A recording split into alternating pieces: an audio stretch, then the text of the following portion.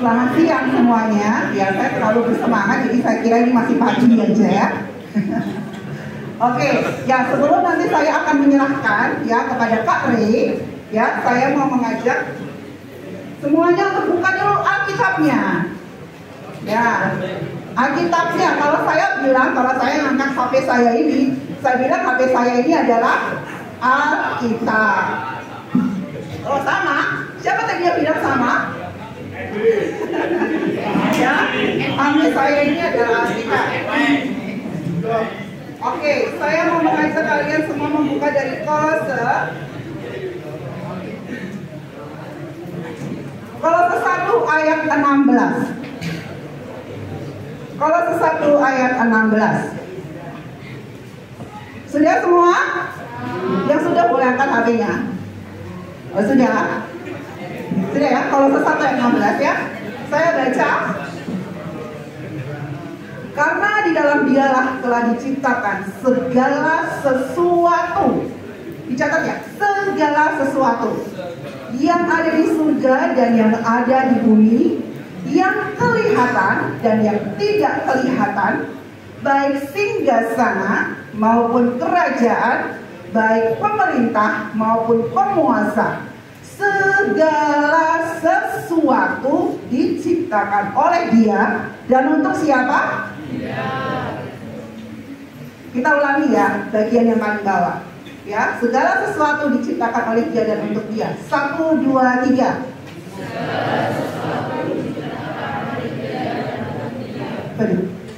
Ini saya kayak berada di persekutuan lansia. Ya, 1, 2, 3. Segala sesuatu diciptakan oleh Dia dan untuk Dia. Segala sesuatu. Berarti ada yang tidak? Ada yang tidak diciptakan oleh Tuhan yang ada di dunia ini? Semuanya diciptakan oleh siapa? Tuhan. Mulai dari dirimu, bahkan segala hal yang mungkin saat ini ada di hadapan kita, segala sesuatu bahkan yang tidak kelihatan diciptakan oleh siapa? Tuhan. Termasuk yang ada di apa? Di tanganmu saat ini. Apa sih yang ada di tanganmu saat ini? Boleh diangkat? Pulpen, kertas, apa lagi? HP, apa lagi? Alkitab, apa lagi? Hah? Masa depan ada di tanganmu? Wah, luar biasa ya. Segala sesuatu itu diciptakan oleh Dia. Termasuk di tangan saya ada mic, ada HP. Ini diciptakan oleh Tuhan dan harus kita kembalikan untuk apa? Kemuliaan nama Tuhan. Termasuk ini ya, gadgetku untuk kemuliaan nama Tuhan. Amin ya. Jadi ingat ya, segala sesuatu yang ada di dunia ini, yang kelihatan maupun tidak kelihatan, itu adalah dari Tuhan dan untuk Tuhan. Pastikan itu harus kembali untuk kemuliaan nama Tuhan. Ya, oke. Kita mau penyegaran lagi. Saya mau kasih giveaway. Semoga cepat. Minggu lalu kita sudah sama-sama belajar tentang apa? Tentang apa? Ini yakin di sini gak ada yang namanya Daniel? Ada. Siapa? Mana? Luki. Hah? Sini yang namanya Daniel. Maju cepat. Ayo cepat. Mana hadiahnya? Aku mau kasih hadiah. Ayo cepat ya. Siapa saja namanya Daniel? Cepat. Ayo cepat. Waktunya. Siapa lagi? Cuma dua yang namanya Daniel.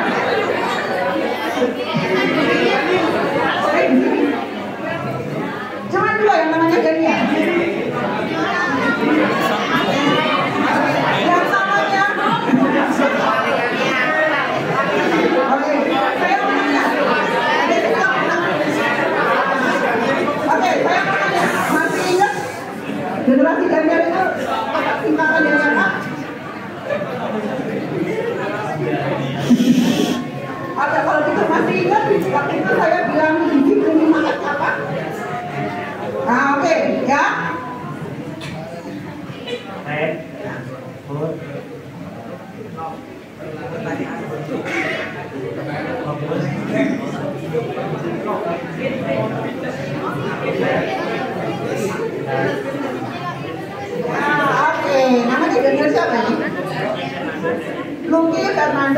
Daniel. Oke, Daniel, kita beri tepuk tangan dulunya.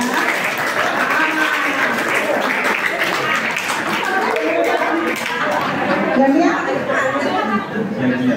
Daniel, bisa sebutkan 5F-nya lagi?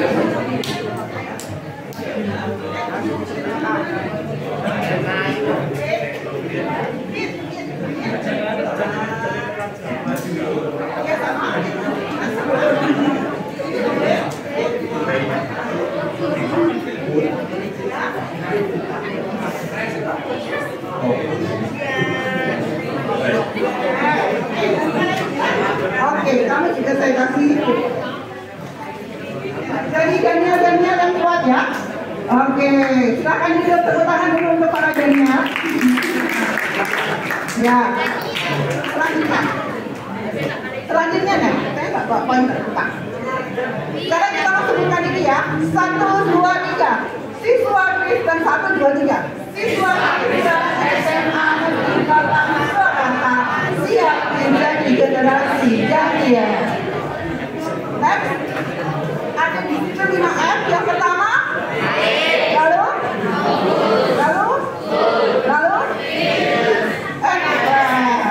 nah masih ingat generasi Daniel di AEL-nya singkatan dari apa? Next, ya, masih ingat?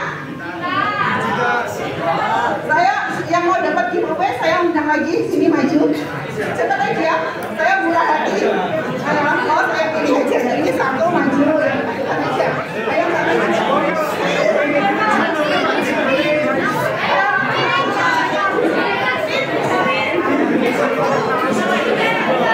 Oke, Yodia, siapa dapat Yodia? Ayo, Yodia.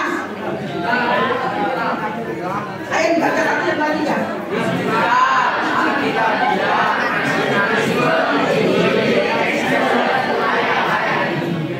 Apakah kalian sudah menjadi generasi Daniel pada era digital ini? Ya, salah satu caranya supaya kita bisa menjadi generasi Daniel yang digital adalah status kita sebagai generasi Daniel. Ya, tunjukkan dan nyatakan itu kepada dunia ini. Dimulai dari apa? Yang ada di dalam hidupmu sehari-hari. Yang dekat dengan hidupmu sehari-hari itu apa? Yang selalu kamu bawa kemana-mana? Apa? Sekarang semua angkat HP-nya. Next. Ya, kita sebutkan 1, 2, 3. Gadget pertumbuhan rohaniku yang kemarin-kemarin. Yakin? Kita akan lihat, kita akan tes yang akan disampaikan oleh Kak Rey. Silakan Kak Rey.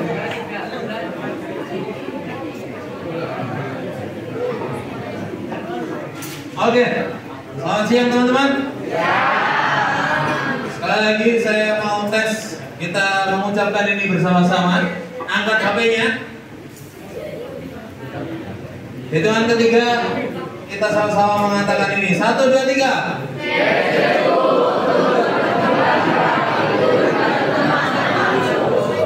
Ya, mantap. Setiap kali kalian melihat slide ini, kalian wajib mengangkat HP dan mengucapkannya. Siap? Oke, nanti ketika penjelasan materi terus muncul slide ini, tanpa harus disuruh, kalian harus mengangkat HP-nya dan mengucapkan slide ini. Oke. Gadgetku untuk pertumbuhan rohaniku dan teman-temanku. Kenapa memakai gadget untuk pertumbuhan rohani? Ada yang tahu?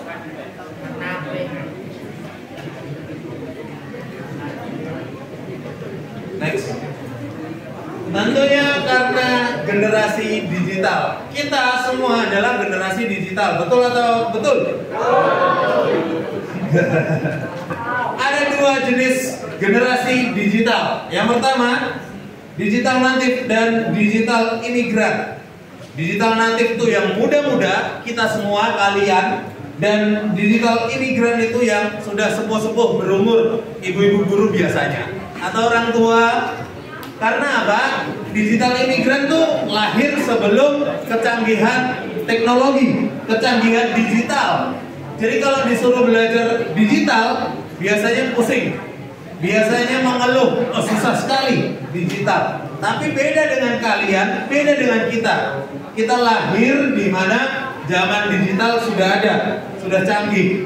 Kita semua punya HP, betul? Kita pasti bisa mengoprek-oprek HP, install aplikasi dengan mudah, gunakan aplikasi dengan mudah, karena kita adalah digital native. Apa buktinya? Mari kita lihat. Next. Apakah itu kamu? Mari cek. Bangun tidur dan mau tidur, apa yang dicari? Lebih sering lihat TV atau HP? Panik karena nggak bawa uang atau nggak bawa HP? Kemana-mana bawa HP.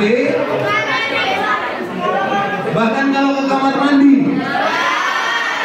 suka lihat HP meskipun cuma buka menu. Kalau sudah tidur sensitif dengar bunyi atau getaran HP notifikasi. Padahal yang masuk pemberitahuan Telkomsel. Punya akun sosmed banyak, lebih dari 2 minimal, Instagram, Facebook, WhatsApp pasti ada. Selalu update story, kemana-mana upload story. Sebelum sekolah upload story, pulang sekolah upload story, mau tidur upload story. Selalu cari tongkrongan yang ada wifi-nya. Pakai wifi. Dan yang terakhir, Google dan YouTube adalah segala-galanya. Kita cari sesuatu di Google, kita tersesat cari Google Map, kita kesusahan memakai sesuatu cari tutorialnya di YouTube. Betul atau betul? Betul. Itulah buktinya bahwa kita adalah digital native. Kita adalah kaum, kita adalah generasi digital native, di mana kita lahir setelah teknologi ada, sehingga kita semakin sering menggunakan digital. Tapi yang jadi permasalahan, apakah digital native itu yang diharapkan oleh generasi Daniel? Bagaimana dengan digital native yang Daniel? Sesuai tema kita, generasi Daniel, bagaimana menyesuaikan digital native ini dengan generasi Daniel? Apa yang kamu lakukan dengan gadgetmu? Apakah hanya untuk sosmed? Apakah hanya untuk update story?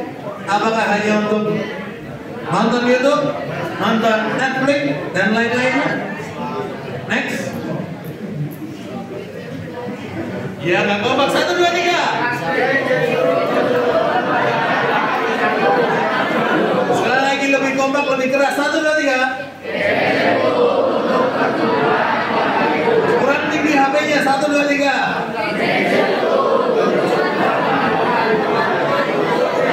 Oke, gadget juga berfungsi untuk pertumbuhan rohani, baik bagi kita sendiri maupun teman-teman kita. Nah, kalau kita, kalian secara fisik bisa bertumbuh kalau kalian bertumbuh kalau makan makanan yang bergizi. Sama seperti tubuh fisik, rohani juga butuh makan. Rohani kita butuh makan makanan yang rohani. Apa itu? Firman Tuhan. Jelas. Kerohanian kita bisa tumbuh ketika kita makan firman Tuhan. Hanya firman Tuhan yang harus kita makan supaya rohani kita bertumbuh. Lalu pertanyaan sekarang untuk kalian, apa yang ada dalam HP-mu sekarang? Apa yang ada dalam HP-mu sekarang?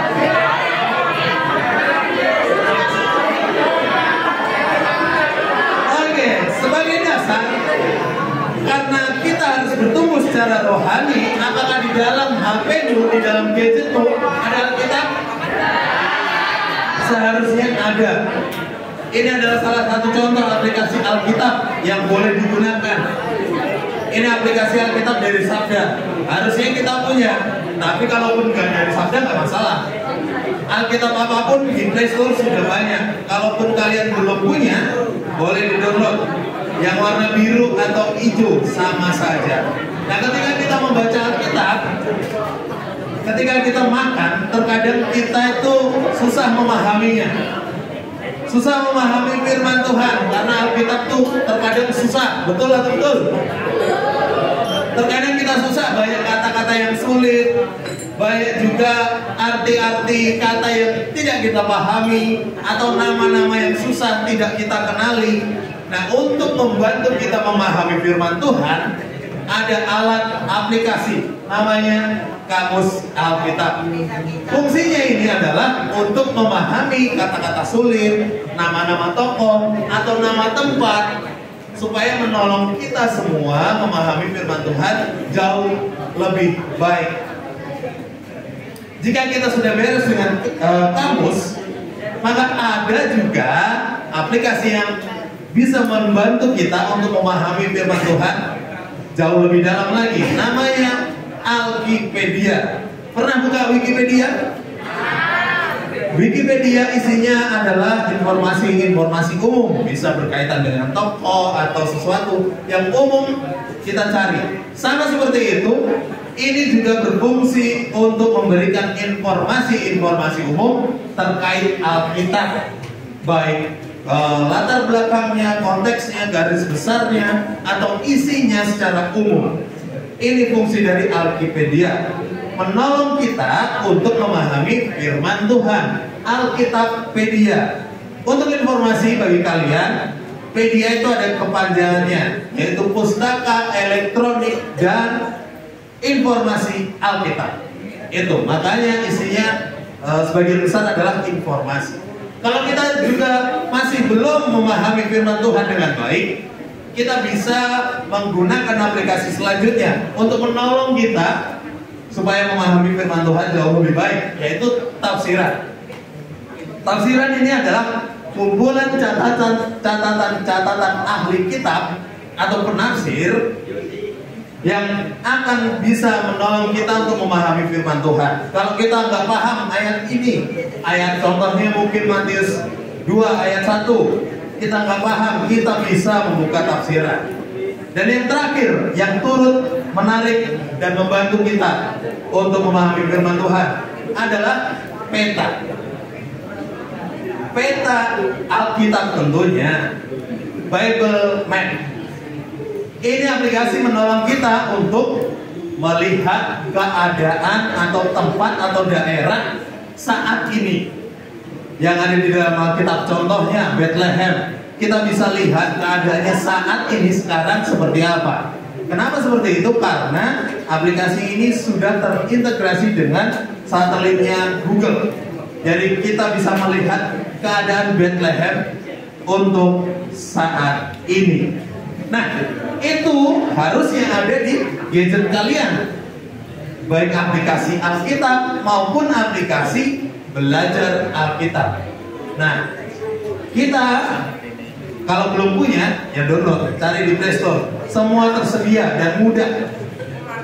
Dan uniknya aplikasi ini, khususnya 5 ini, itu semua terintegrasi atau terpusat, bisa diakses dalam aplikasi Alkitab. Hanya dengan aplikasi Alkitab dan download semuanya, tentunya aplikasi-aplikasi tadi, itu kita bisa terhubung satu sama lain. Contohnya ini, saya beri contoh.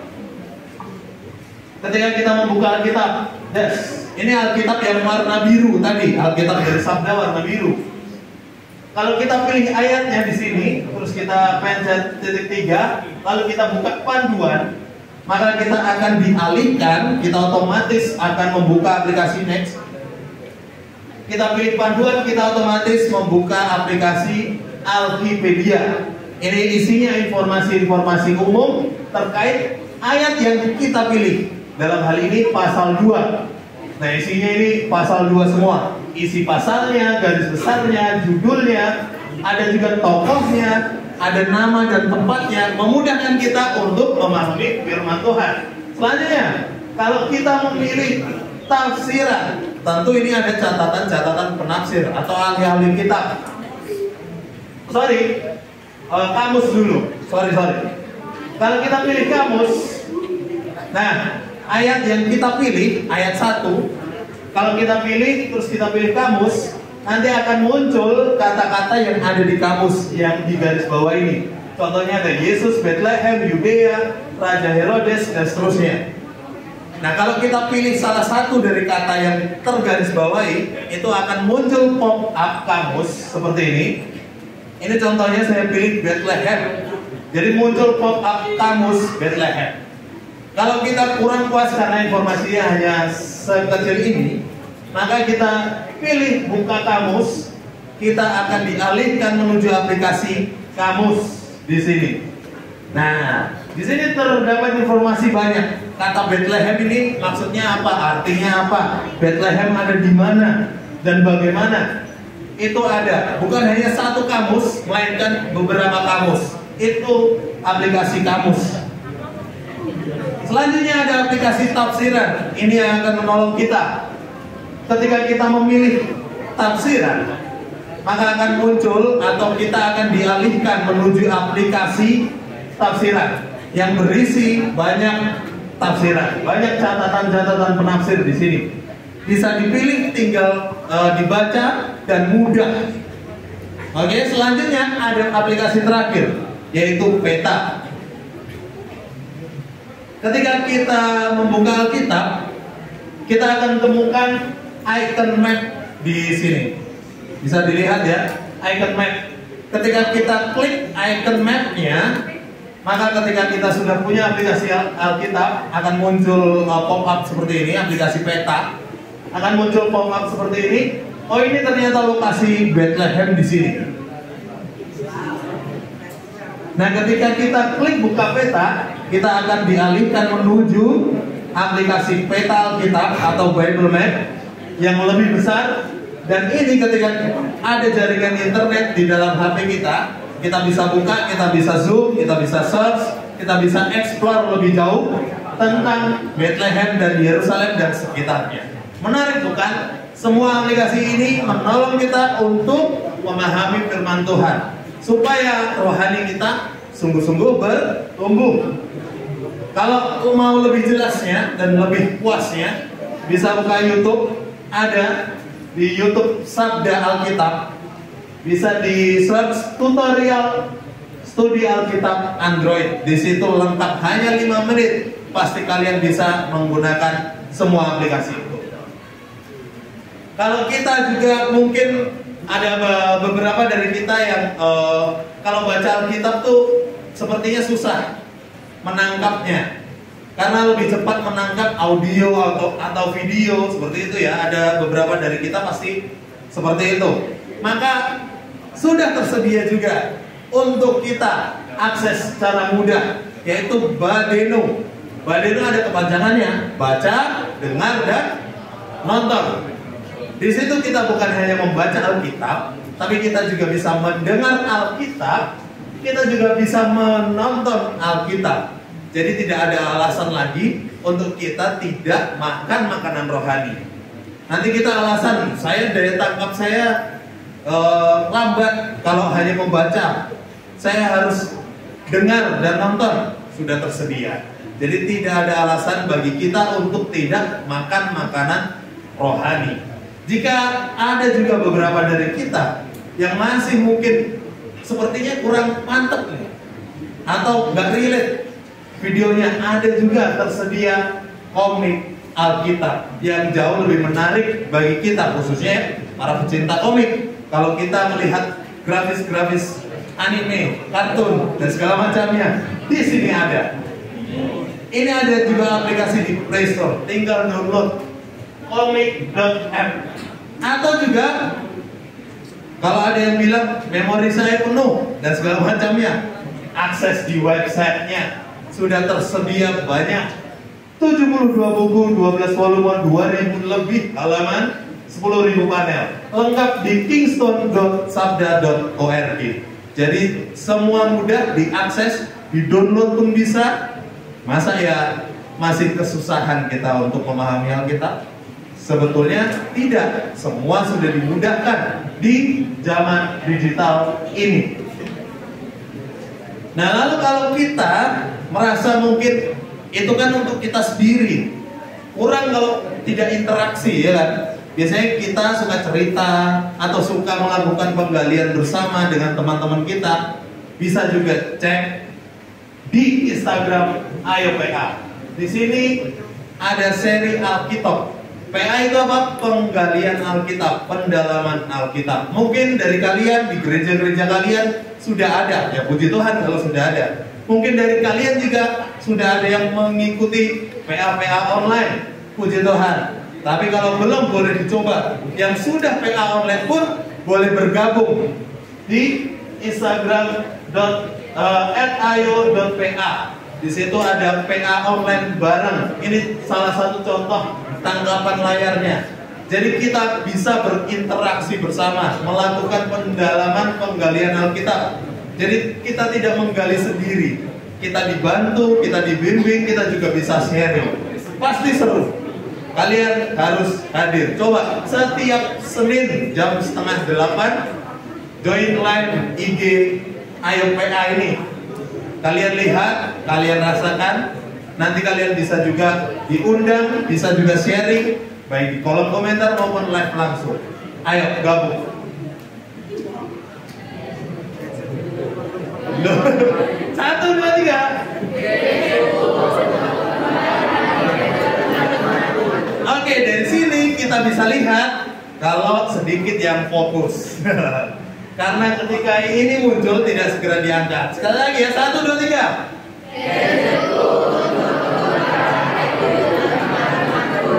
Mantap. Dan yang terakhir, jangan lupa tadi gadgetku untuk pertumbuhan rohaniku dan teman-temanku. Oleh sebab itu, bagikan. Jangan hanya makan sendiri, tapi berbagi untuk teman-temanmu. Lewat mana? Lewat media sosial yang kalian punya. Apapun itu, WhatsApp, Instagram, TikTok, YouTube, apapun itu, segeralah bagikan. Sharekan Alkitabnya, berkat-berkat dari penggaliannya, berkat-berkat dari Alkitab kalian yang kalian sudah baca, itu jangan lupa bagikan. Supaya tujuannya adalah gadget berfungsi untuk pertumbuhan rohaniku dan teman-temanku dengan cara apapun. Ayo kita katakan bersama-sama sekali lagi, SMA siswa Kristen SMA 8 siap menjadi 1, 2, 3. Siswa Kristen SMA 8 kurang kompak sekali lagi 1, 2, 3. Siswa